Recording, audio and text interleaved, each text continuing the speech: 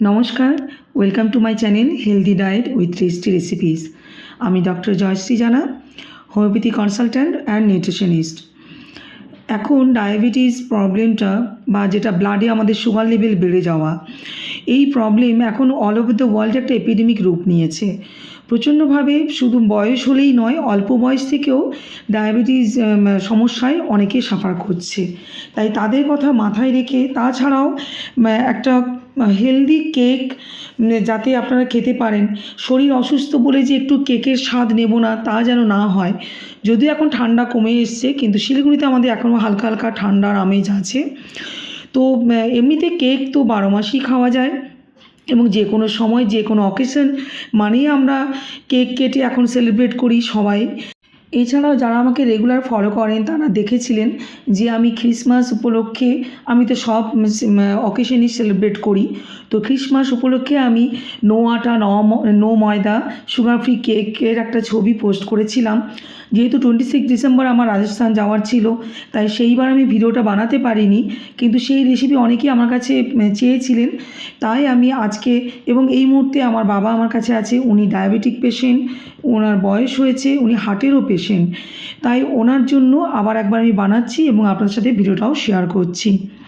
আপনারা খেয়াল করেছেন যে আমি কোনো রকম আটা ময়দা নিইনি, ওটস আর সুজি, এবং তাতে আমি সুগার ফ্রি যে ট্যাবলেট হয় সেইগুলো দিয়েই আমি করছি। জেনারেলি আমি চিনি তো কখনোই ব্যবহার করি না।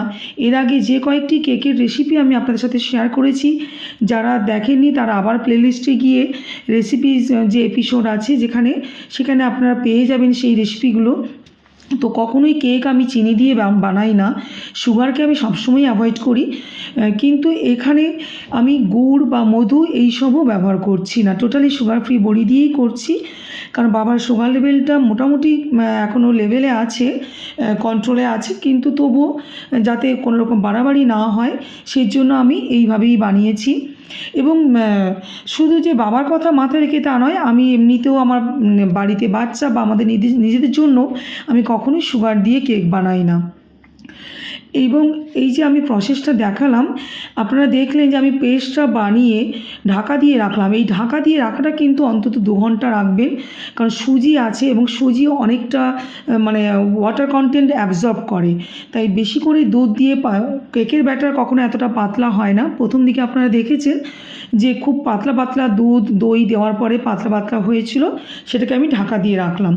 এখন যে আমি অ্যাড করছি জাস্ট 30 ml মতো, 20-30 ml মতো তেল নিয়েছি, সাদা তেল, আর তাতে 1 চামচ বেকিং পাউডার আর 1/2 চামচ বেকিং সোডা। এই পরিমাপটা কিন্তু খুব মাথায় রাখবেন। কেক তৈরি করার পরিমাপ যদি কোনো রকম ভুল হয়ে যায় তাহলে কিন্তু আপনার কেক ভালো রকম স্পঞ্জি হবে না এবং সফট হবে না, খেতেও খুব একটা ভালো লাগবে না। তাই এটা আমি যে পরিমাণগুলো দেখাচ্ছি, যেভাবে বলে দিচ্ছি, সেইভাবে কিন্তু অতি অবশ্যই পরিমাপটা খেয়াল রাখবেন। এটা যেহেতু আমি মার্বেল কেক বানাবো, একটু অন্যরকম টেক্সচার করার জন্য আমি দুটো পার্টে ভাগ করে নিলাম। মোটামুটি আন্দাজে 50-50% ভাগ করে নিয়েছি। একটা পোর্শনে খুব ভালো করে চকলেট পাউডার দিলাম ডার্কনেসটার জন্য, আর একটা আমি হোয়াইট রাখলাম। এরপরে আপনার যেরকম পছন্দ সেরকম মোল্ড নেবেন। আজকে আমি স্কোয়ার মোল্ডটাই নিয়েছি। তো এতে প্রথমে হালকা অয়েল ব্রাশ করে এরপর আমি বাটার পেপার লাগাবো। আজকে বাটার পেপার হাতের কাছে আছে তাই বাটার পেপার লাগিয়েছি। এর আগের রেসিপিও আপনারা দেখবেন, সেখানে কিন্তু আমি বাটার পেপার আমার হাতের কাছে তখন ছিল না। আপনার কাছে যখন বাটার পেপার থাকবে না, তখন কিভাবে আপনি কেকটাকে বসাবেন যাতে আপনার নিচে লেগে না যায়, সেই প্রসেসও আপনার ওই কেকের রেসিপিতে আপনি পেয়ে যাবেন। তো এইভাবে বাটার পেপারটার উপর দিয়ে তার উপরে আবার হালকা অয়েল ব্রাশ করে এরপরে আমি ব্যাটারগুলো দেব। এবং ফিনিশিংয়ে আপনারা ব্যাটারের কনসিস্টেন্সিটা একটু খেয়াল করবেন। প্রথমে যে জল জল মতো ছিল, কিন্তু যেহেতু সুজি ওয়াটার কন্টেন্ট অ্যাবজর্ব করেছে, তো সেই জন্যে আবার তার থিকনেসটা, ব্যাটারের যে থিকনেস সেটা দেখুন আবার সুন্দর হয়ে গেছে। কেকের ব্যাটার এরকমই মোটামুটি থিকনেস রাখতে হয়। আর আজকে আমি যেই জিনিসগুলো দিয়ে কেকটা বানাচ্ছি, ওটস, সুজি, এগুলো সবই কিন্তু খুবই ভালো, fibre rich, low calorie, protein rich এবং ডায়াবেটিক, হার্ট, যে কোনো পেশেন্টদের জন্য, বয়স্ক মানুষ সবার জন্য আপনি দিতে পারেন।